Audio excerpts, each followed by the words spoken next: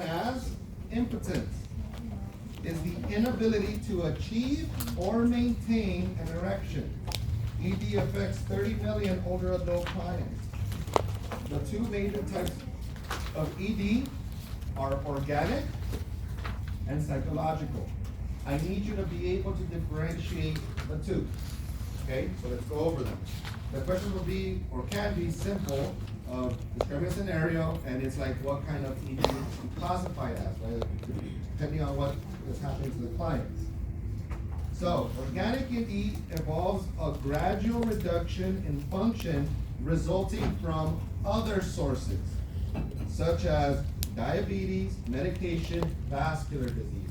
So, disorder.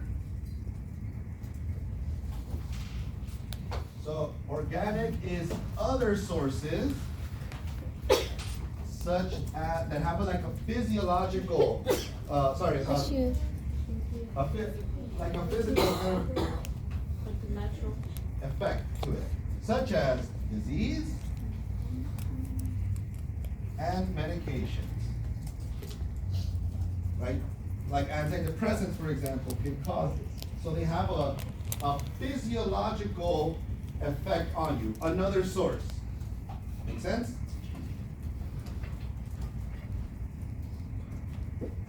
For example, diabetes can affect your vascular system with all the sugar tearing away at it. It says peripheral vascular disease, right? Or peripheral arterial. We know that all this depends on a lot of blood flow. So if your arteries are messed up, you're not getting enough circulation. See, like something else is that's causing an effect directly to it. Now the other one is psychological.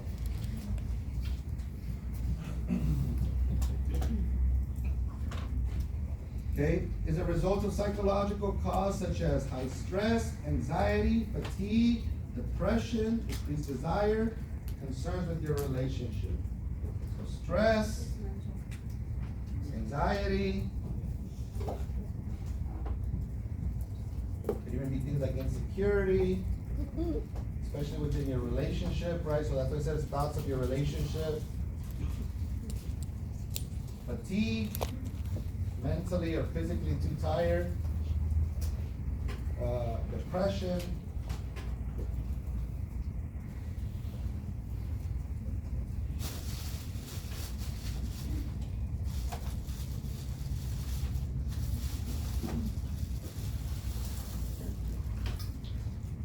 Good so far? So based on the question, you need to be able to identify which one is the cause. Okay, risk factors. Things that can cause this: trauma, surgery like a prostatectomy, vascular disease, neurological conditions like multiple sclerosis, spinal cord injury, which can all affect, right, nerve function, vascular system, obesity, substance misuse disorder, smoking and alcohol, medications such as antihypertensives, diuretics. I think people really underestimate the smoking and alcohol. Because again, we're back to the fact that it is what kind of issue? Even if it's physiological? Physiological. Circulatory, right? You need circulation. Smoking will, there's sclerosis, hardening, you can't flow as well, and so does alcohol with its hypertensive effects.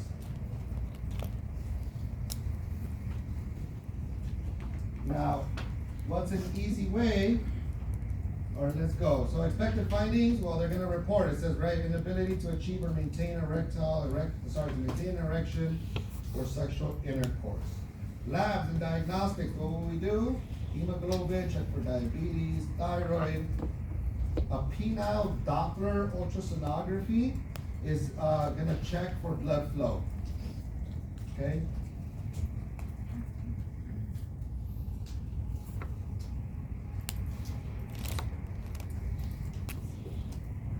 And then they'll do a nocturnal penile tumescence test, a sleep study that detects changes in penis circumference.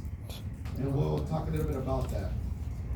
Nursing actions, provide education about the conditions, so encourage them to modify their lifestyle, stop smoking, lose weight. Suggest using a condom during sexual intercourse for a client who is receiving penile injections. This prevents infections at the site. Okay, a sex therapist or psychologist support groups may be encouraged. And the therapeutic management, as we know, is we'll treat the underlying cause. You'll even see it for antidepressants. It says right under sexual dysfunction, the dose might be lowered. Or you can have a medication holiday where you stop taking the meds for a while to prevent these types of effects.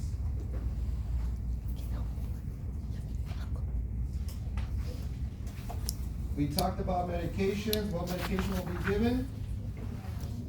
PDE5, sildenafil, tadalafil. Viagra is a brand name. You will not see it. So as we know, right, this helps increase blood flow. Take the medication 1 hour before sexual intercourse. For sildenafil, sexual stimulation is needed within half an hour to 1 hour to promote the erection.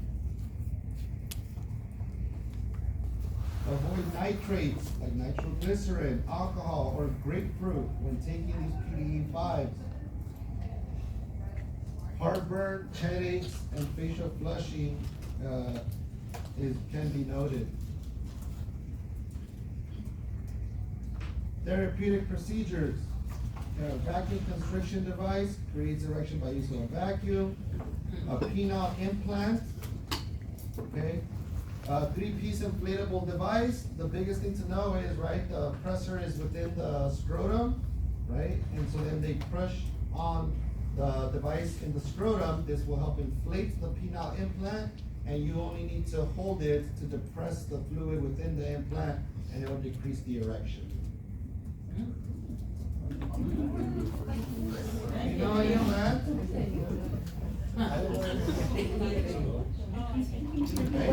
Now there is a device. Level 2 control. There's a device along the shaft of the penis. You will depress the device in the scrotum, yes? And this pushes fluid throughout the implant. This will give you a erection. When the sexual intercourse is done, if you hold the device, it'll disinflate it. Okay? It's that's implanted out there. No, sabi niya. Last point. The penile implant. Last point. We talked about organic and psychological. We talked about a sleep study. Now, oftentimes people ask, well, why the sleep study? So, it's no thing, and there's right the whole like little slang term of it, which you guys refer to as morning wood. It says that when they're, right? People refer to it as this, right? It says knowing that there is an erection when you wake up. Okay? It's like a common occurrence between a lot of males. Now, the sleep study is because that means, and arguably right when you're asleep, you're maintaining or having an erection. So the question between it being like, is it something physiological? Like do I have like peripheral arterial disease or something else that's inhibiting physiologically rather than psychologically? Because if it's physiological, this wouldn't be able to happen because it's still a thing while you're sleeping. Does that make sense? Mm-hmm. But a lot of the times, if you do wake up with it, it tends to usually be, right? Psychological. Well, why are you having one normally when you sleep and it's a normal occurrence of your body, but not when you're awake? Because your conscience is stopping. I mean, it has nothing to do with sleep. What do you mean with sleep? He's saying that if you get if they get morning wood, then it's psychological. If a person, like if a man is unable to maintain sexual, like an erection during sexual intercourse or achieve one, but yet they can achieve an erection throughout their sleep, hence it's not a physiological problem. Like they're not incapable of having an erection. They have one in the morning. They're unable to maintain it or achieve it during intercourse. Okay, but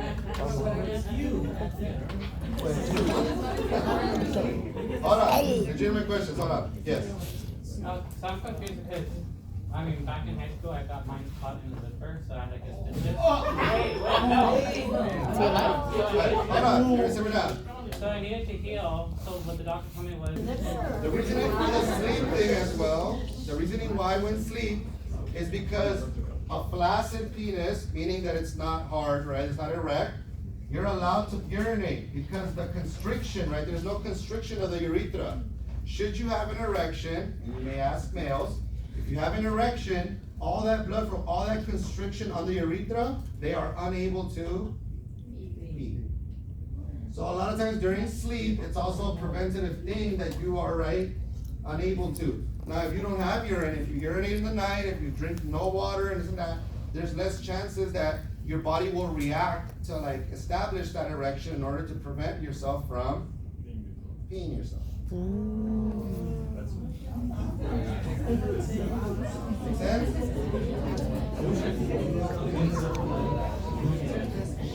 What was your question? Because like I always gotta like pee a lot whenever I get morning wood.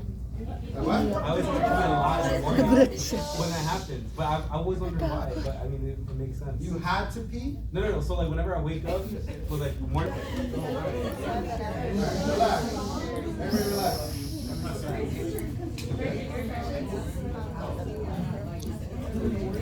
Charnel. Charnel. I'm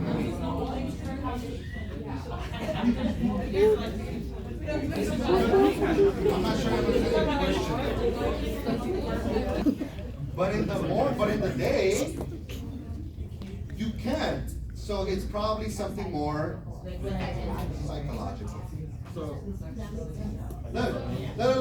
Let me clear it up again. And I mean this completely for your own purposes to understand, and I said this at the beginning, I said, be mature about it and be real, okay? And especially in American society, there's a lot of things with role expectations, okay? And so there's a lot of shame and just discommunication about it, okay?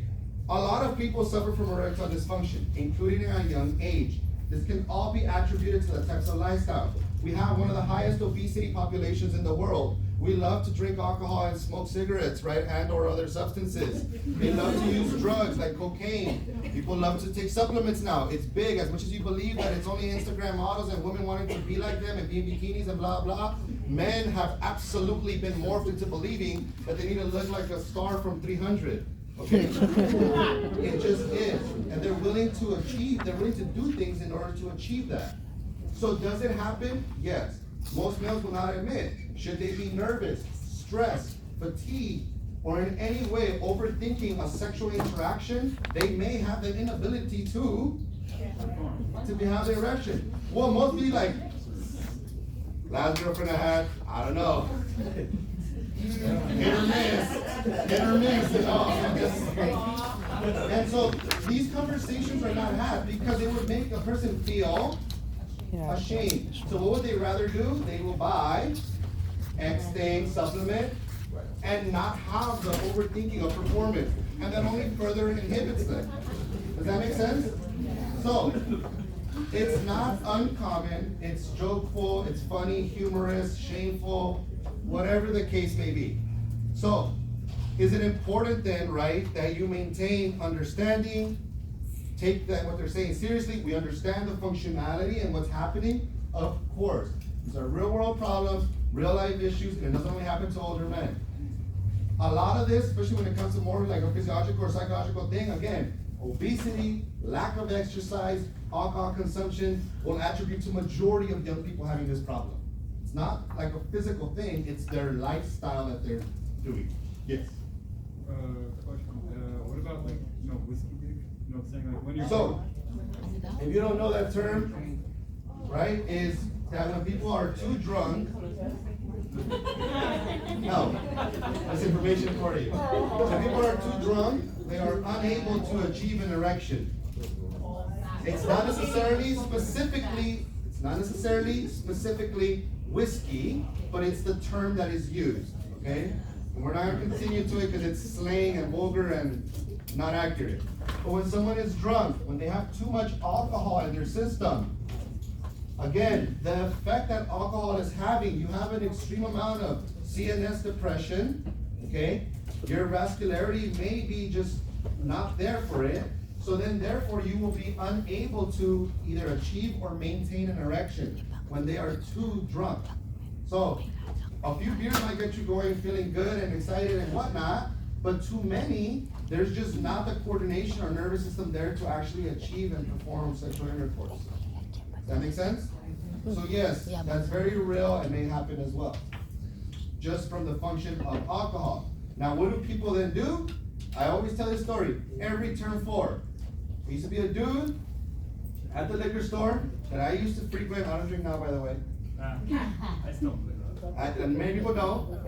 I was homies with the dude at the liquor store, right? Lived across, because it was a block down from my house. And there was this guy, he would hang out on the next street over. And look, he comes in, and I used to wear my scrubs when I used to stop by on my way home. And the guy asked me, because he goes up front, right? He orders a liquor bottle, right, like a pint, a half bottle, and then he orders those like Rhino pills, right? Hold on, and 2 Red Bulls. Oh my God. Okay? That was his. He checked out with it.